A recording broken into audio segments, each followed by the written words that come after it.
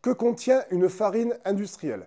Alors, on sait tous que la plupart des blés de nos farines italiennes proviennent des pays de l'Est et sont simplement broyés, conditionnés et mis en sac au moulin en Italie. Ça s'appelle farine italienne. Alors, je t'apprends rien en te disant que les normes sur les pesticides sont quand même très permissives dans ces pays. On n'est pas en France et on n'est pas du tout sur du bio. Donc maintenant, je te donne juste un petit aperçu de ce qui est rajouté dans la farine, en plus pour lui donner les caractéristiques techniques annoncées par le fabricant et aussi une régularité toute l'année. Alors, on a en premier lieu l'acide ascorbique, vitamine C, donc qui a pour rôle le renforcement du réseau de gluten. Ça va resserrer un petit peu les ponts disulfures et ça va du coup faciliter le pétrissage. Ça va rendre la pâte plus homogène, plus stable sur des manipulations et ça va mieux résister aux écarts de température, donc des chocs thermiques, s'il y a des changements d'environnement.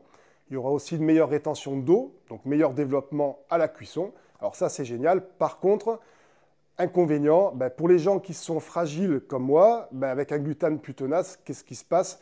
On peut avoir des troubles digestifs ou des intolérances. Donc certaines farines contiennent en plus de ça des améliorants et des adjuvants. Donc on a les E471, E472E qui sont des émulsifiants qui vont faciliter aussi l'amalgame, donc le mélange. Ça va un petit peu aider à la fabrication de la pâte à pizza. Et on a aussi la bêta-carotène, donc c'est un colorant. Qu'est-ce que ça vient foutre dans de la farine? J'en sais rien, je ne peux pas te dire.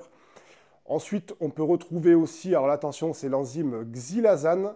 C'est un stabilisateur qui facilite la manipulation de la pâte et la rend plus stable aussi sur des grosses manipulations.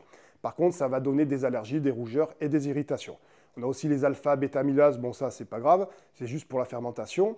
Et dans certaines farines comme la Roma ou la Classica, on va trouver de l'œuf, protéines de lait, perméa de lactosérum, poudre d'œuf, gluten de blé déshydraté, fécule de pommes de terre, sucre, poudre de beurre à 90%. Donc là, par contre, si tu es vegan, c'est complètement raté. Voilà, donc ça, c'est juste un petit aperçu de ce que peut contenir nos farines industrielles. Donc je te dis vraiment, reste au maximum sur du bio, ton estomac te dira merci.